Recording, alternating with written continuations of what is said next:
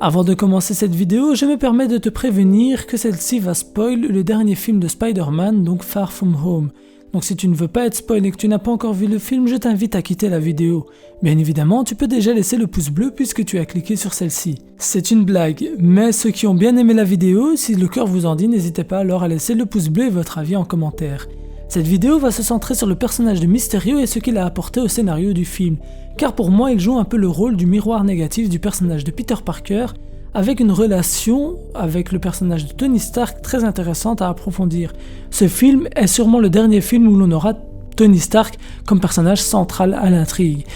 Il est la raison de la création du personnage de Mysterio pour Ben Affleck. Oh là là, pause. Alors je suis en plein montage et je viens de me rendre compte que j'ai dit Ben Affleck à la place de Quentin Beck.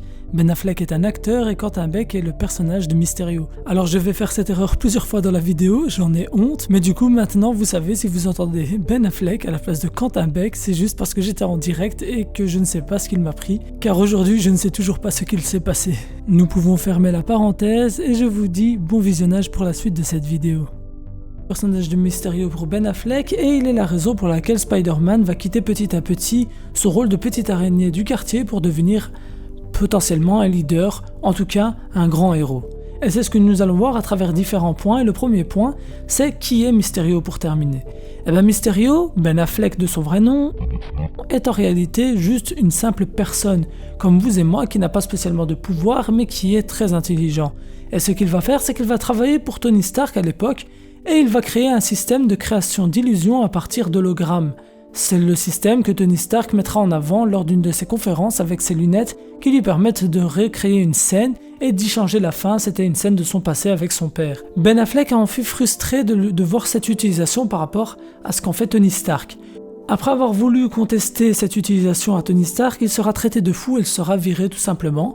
Et ce qu'il va faire, c'est qu'il va réunir tous ceux qui ont été traités de la même manière que lui par la société Stark, afin de créer un groupe pour créer une sorte de vengeance. Pas une vengeance directe envers Tony Stark, car en réalité, il veut juste prendre sa place, il veut la notoriété qu'il avait Tony Stark en tant qu'Iron Man. Ainsi, il va créer le personnage de Mysterio, même si ce n'est pas lui qui va le nommer. Il va indiquer comme quoi, ce personnage, en réalité, il vient d'une autre dimension, que la planète a été détruite à cause des 4 élémentaux qui ont détruit la Terre, etc., et qu'il est venu empêcher ceci dans cette planète. Il va se lier d'une certaine amitié avec le personnage de Peter Parker, mais on va apprendre qu'en réalité, tout ça c'est faux.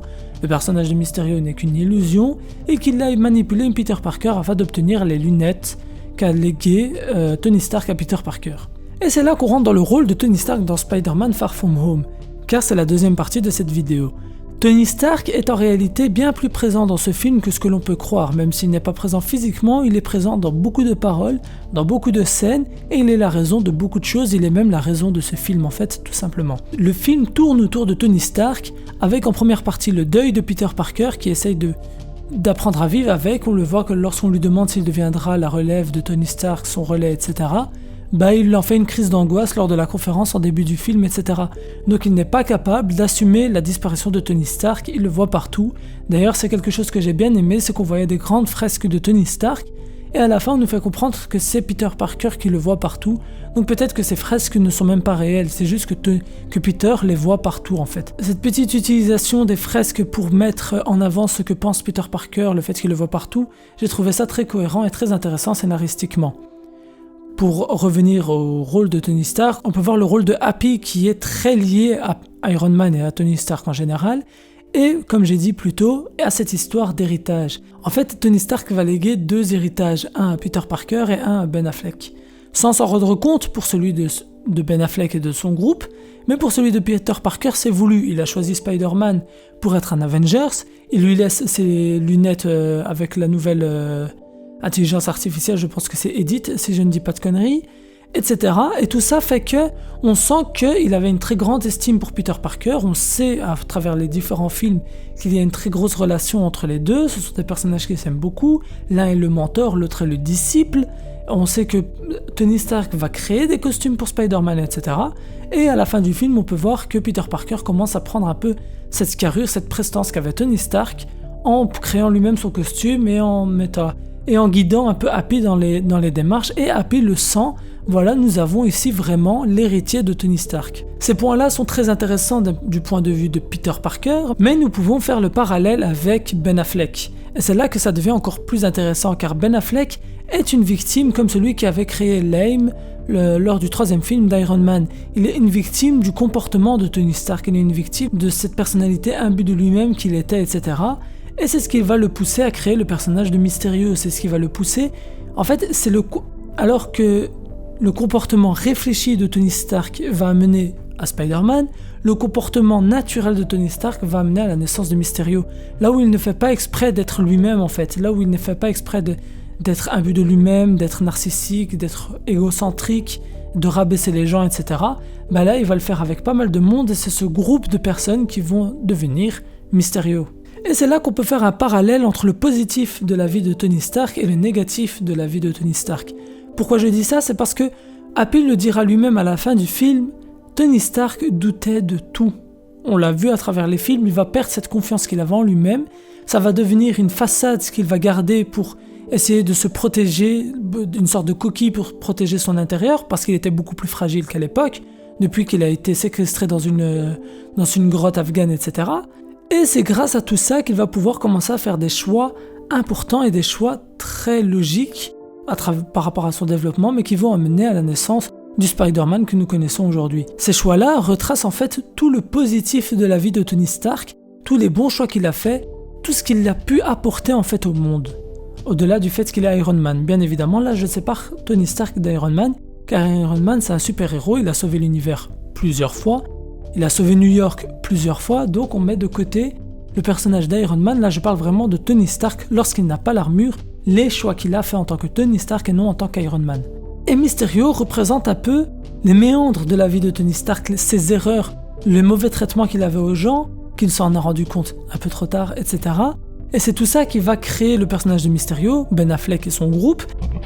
Et c'est ce qui est intéressant, c'est qu'on va avoir un conflit entre les deux. Peter Parker d'un côté le protagoniste, et Mysterio de l'autre côté l'antagoniste. Et c'est une confrontation entre les héritiers avec en jeu les lunettes, avec l'intelligence artificielle d'Edith.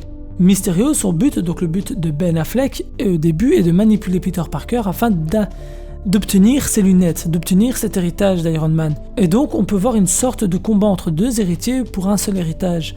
Et bien évidemment Peter Parker, qui est le résultat de tout ce qui a été positif pour Tony Stark, est celui qui mérite le plus ses lunettes, et est celui qui les aura à la fin, même s'il a failli faire l'erreur de les donner, car il a mal compris ce qu'avait dit Tony Stark. Spider-Man sera le nouveau Iron Man. Et ce qui est très intelligent dans cette utilisation de Tony Stark, dans l'héritage, dans ses erreurs, ses réussites, etc. à travers ce film, c'est que tout ça va permettre à Peter Parker de faire son deuil en fait. Et c'est là que ça devient très qualitatif scénaristiquement, car on a un film avec plusieurs enjeux.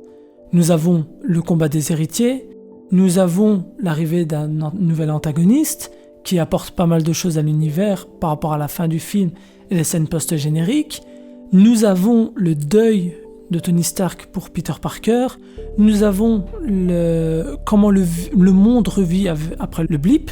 Et tout ça fait que c'est un très bon film selon moi. Le personnage de Mysterio, la relation qu'il entretient avec Tony Stark et Peter Parker, est là pour aider à Peter Parker de faire son deuil par rapport à Tony Stark. Et c'est un Spider-Man, donc bien évidemment le film se concentre sur Peter Parker. Mais selon moi, Mysterio est un personnage autant principal que Peter Parker dans ce nouveau Spider-Man. Et voilà, c'est la fin de ce nouveau Ryuzaka vous parle et j'espère vraiment qu'il vous aura plu. Encore une fois, ce n'est pas un texte écrit, ce sont les grandes lignes qui ont été écrites. Le but est quand même que je vous parle. J'écris pour ne pas oublier. Le but, c'est que ça vienne du cœur avec une certaine logique quand même, une certaine raison et une bonne argumentation. C'est ce que j'essaye de faire dans ce format et j'espère que ça vous plaît. Donc n'hésitez pas à laisser votre avis sur le format et sur le contenu en commentaire, c'est-à-dire que pensez-vous de Mysterio, que pensez-vous du film tout simplement, et n'hésitez pas à liker, partager et vous abonner si ce n'est pas déjà fait. En tout cas, moi je vous remercie d'avoir regardé la vidéo jusqu'ici, c'était Ryuzaka, El Psy, Konguru.